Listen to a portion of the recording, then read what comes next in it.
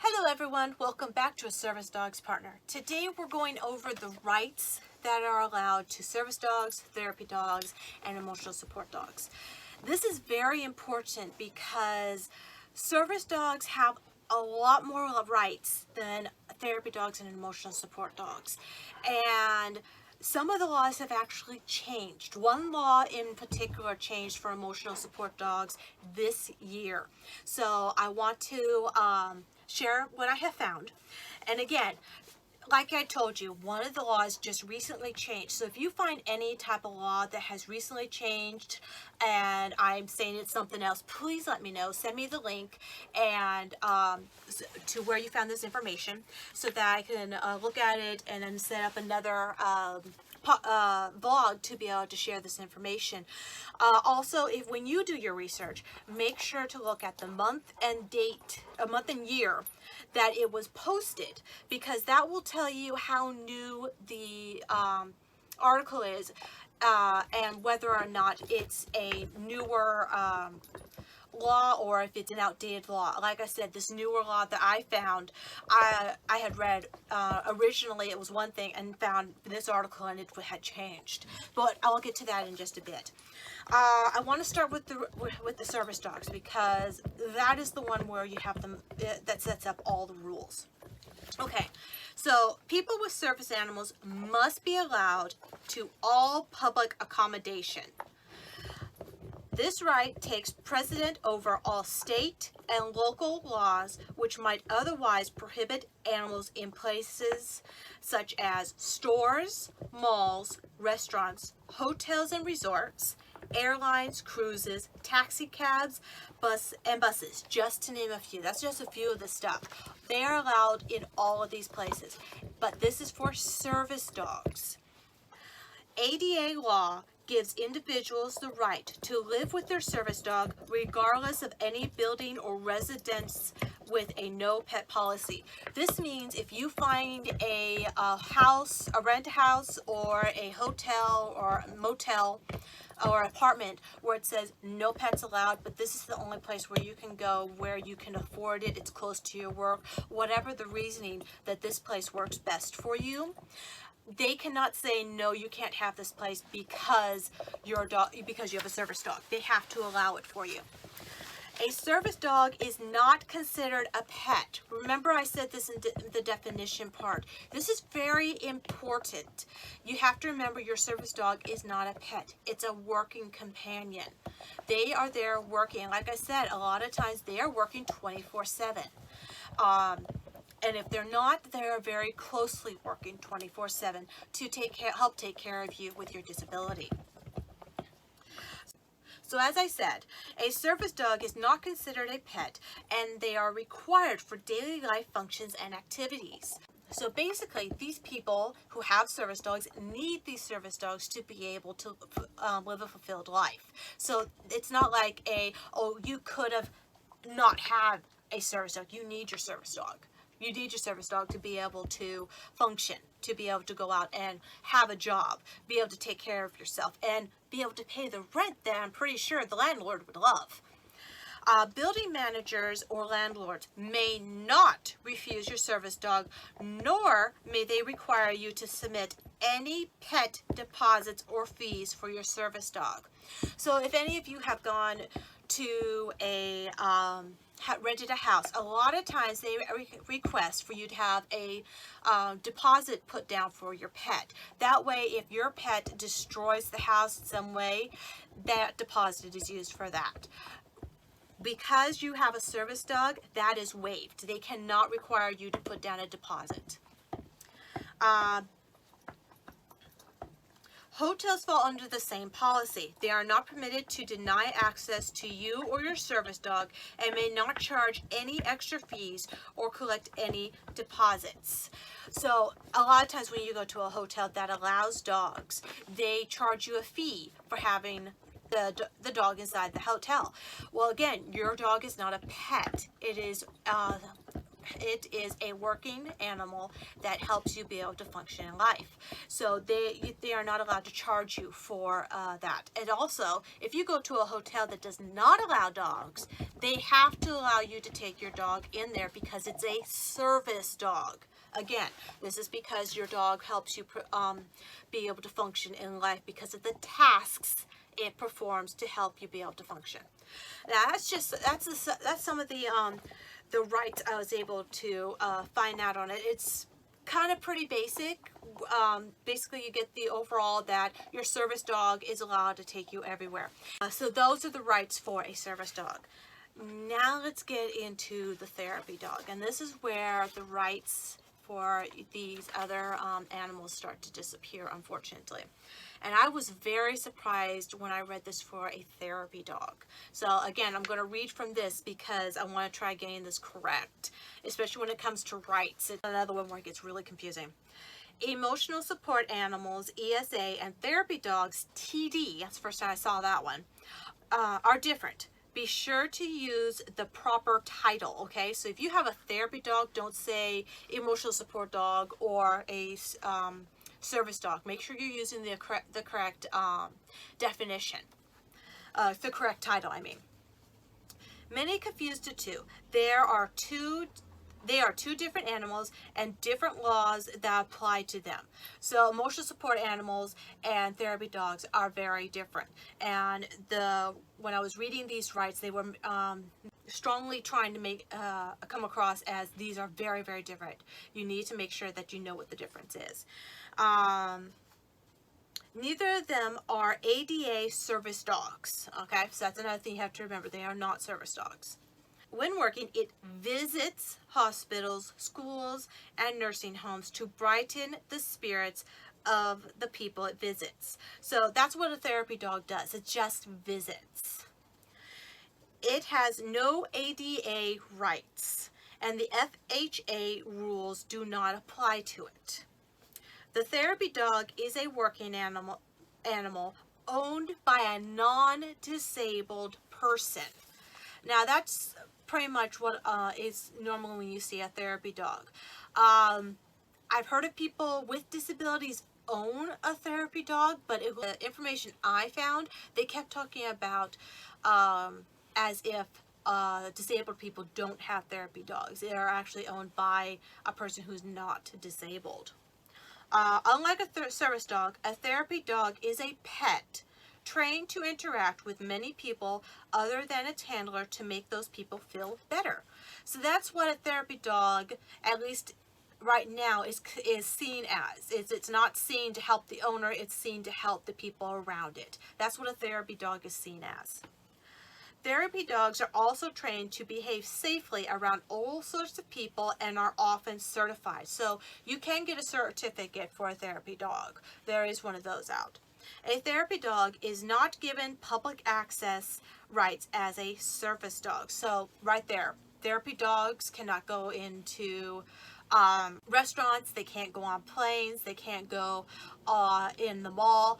They can only go in these certain places that allow them to visit to give therapy to them, like we said with hospitals, schools, nursing homes. Those places they are allowed to visit to be able to provide therapy to.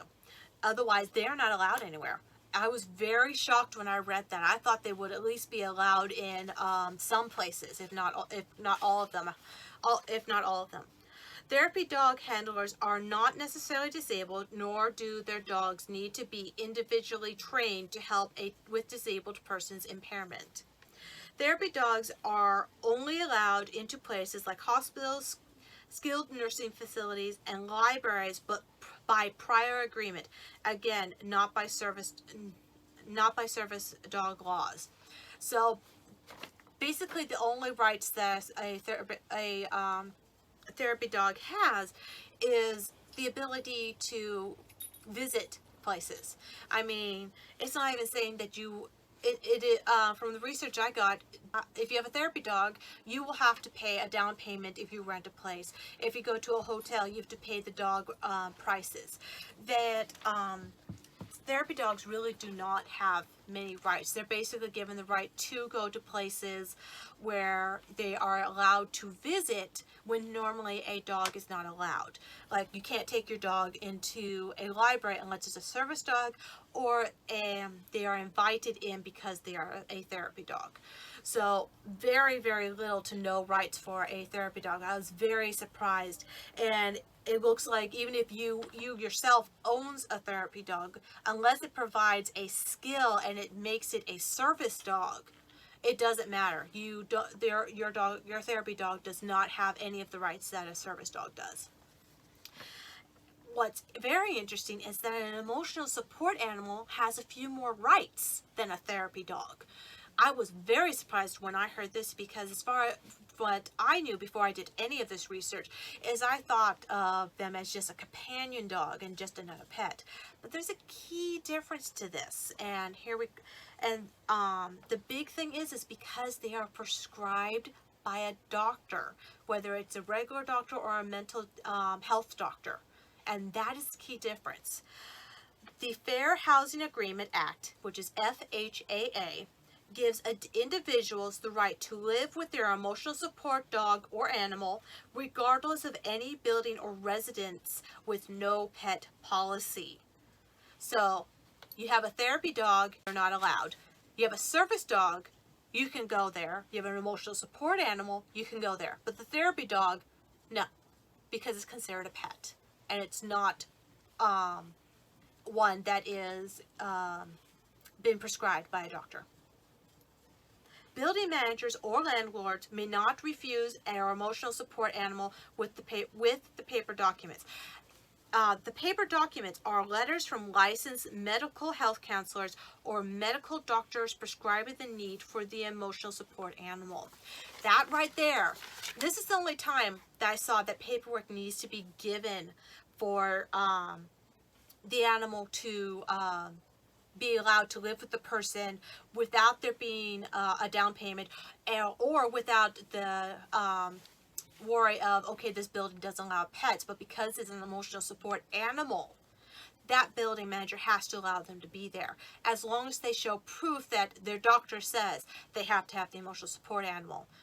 Just like with a service dog, they say, I have to have a service dog, so they are also allowed to live in a building that does not allow animals. But if you have a therapy dog, you can't live in that building. And if you go to a building that does allow animals, you have to pay for it if you have a therapy dog. So a therapy dog has even less rights than an emotional support animal. Now, for getting that letter, I wanted to add this in here. The USA Service Dog Registration has helped families through the process of qualifying for an emotional support animal, and you can register your support animal there. So again, I'm going to put these links on so that you can follow them. What I'm finding here, it's almost saying like if you have a therapy dog, it's almost like it should actually be classified under an emotional support animal. The difference is you have to go to your doctor and get them to agree that yes, you need this animal to help you with your emotional disability or just your anxiety and your depression. But it doesn't qualify as a service dog because it doesn't apply any tasks for you. So I think that's why they did that separation, where they have a therapy dog just owned by a handler who doesn't have a disability. And if you do have some sort of disability like anxiety or depression or something, get an emotional support animal which provides therapy but is not under the therapy definition. So I think that's where they're starting to show that difference, because what you learn from what an emotional support animal does, it's almost the exact same thing what a therapy dog does, except that an emotional support animal is giving therapy to that one person, while a therapy dog is giving emotional support to people other than its handler. And that's where the difference is. So if you think you need a therapy dog, look into an emotional support animal instead and talk with your doctor. So learning a little bit more about the emotional support animal. Like I said, this thing is fairly new. I've only found out that you could actually get prescribed to have an animal.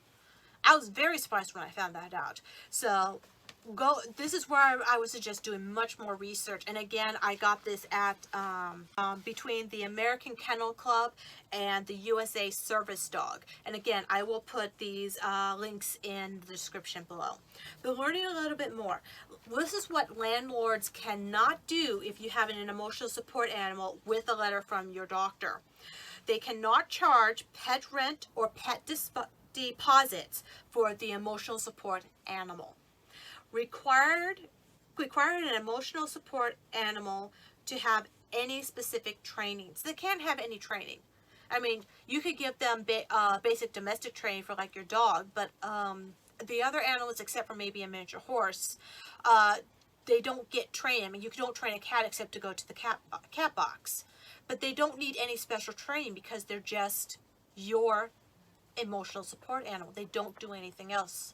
So they can't be required to have any special training. Cannot require about the extent of your disability.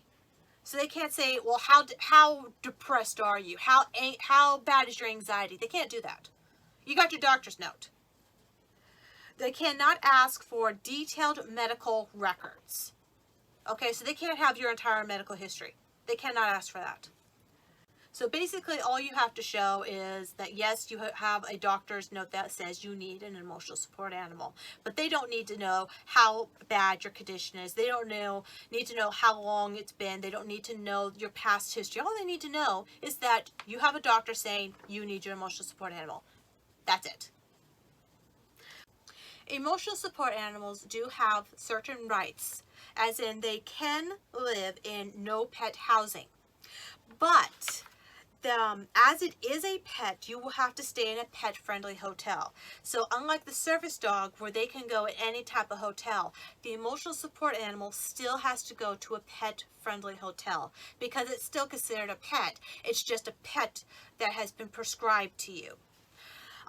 It does not have any ADA protection like Title I, which is the workplace, which means you cannot take your emotional support animal to work with you.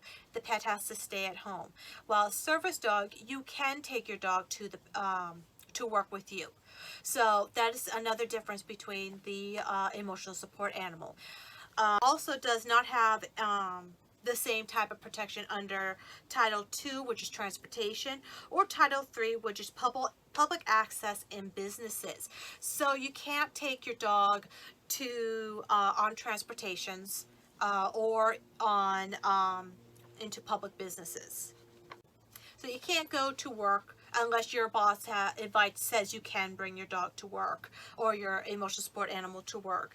And you can't go shopping in businesses that don't allow pets. Now, this is something that I'm going to mention that I found very interesting that had recently changed. Now, we know service dogs are allowed to fly next to them, next to their handler on an airplane. Therapy dogs cannot. They have to be in the carriage underneath.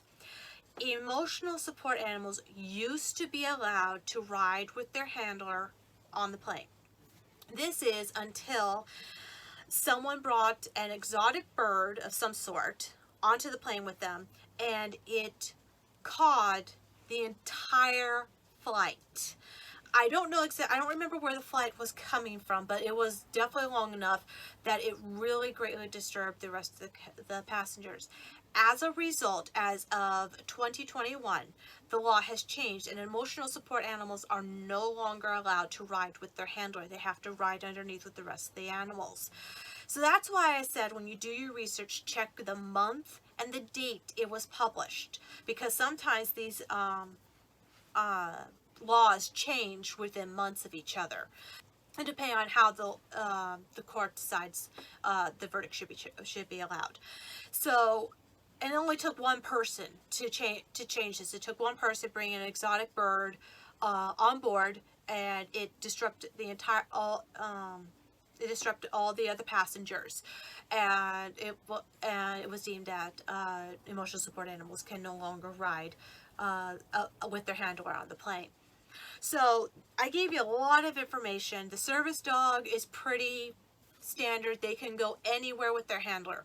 Therapy dog, very confusing at first because it is now seen that therapy dogs are actually owned by people who are not disabled, and that they are a dog that goes and visits people who need therapy.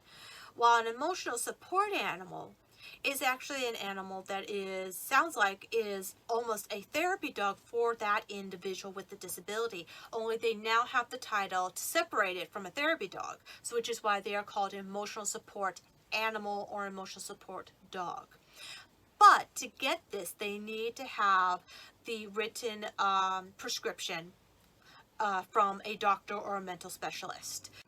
They have more rights than the therapy dogs, such as they can live in housing that does not allow pets, or they can live in housing that, yes, allows pets but has to pay a down payment.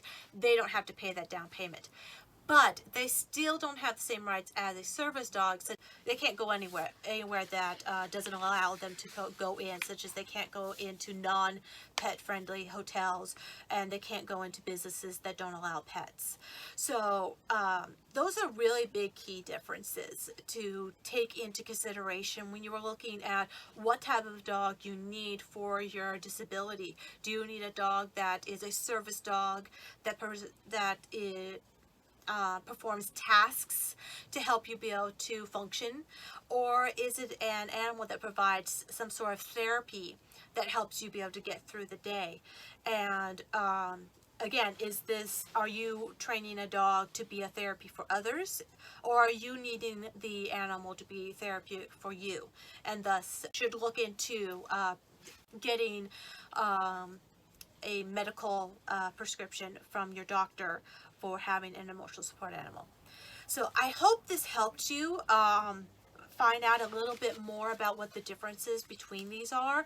Like I said, this is just the tip of the iceberg. There's so much more to go through. I just basically touched on the basics, on what was the main differences, and to be very honest, I probably went more through the differences between a therapy dog and an emotional support animal, just because those two are very, very different. And having an emotional support animal can make it someone's life very easy, especially if they rely on that animal to be an emotional support. I have a friend of mine who has emotional support animals and has a prescription from her doctor saying that yes, she needs these animals, and it's a good thing because she and her roommate found a better place to live, and because she has this prescription, she doesn't have to pay a down payment for owning her emotional support animals. So really look into emotional support animals if you think what you need is a therapy dog, because I think you're looking under the wrong thing. I think what you should be looking for is a therapy pet. So again, I hope this helped you. If you find anything that contradicts what I have just said, like I said, this was very confusing. I had to reread a lot of different articles to help say, yes, this is what this is. And like I said, one of the articles I read was only recently updated in 2021. And if you have any questions, please put them in the comments. I'll do my best to answer them. And if you find anything that does contradict what I'm saying, or you find additional information, please send me the link, because I love learning about new information. And if I can, I'll make another vlog on this new information, or if you find anything that completely goes against what I had just said, I'll make another one to update the new information. So if you liked our video, please hit like, and if you'd love to get more videos from us, hit subscribe so that you're notified of our next videos, and we will see you next week. Thank you so much.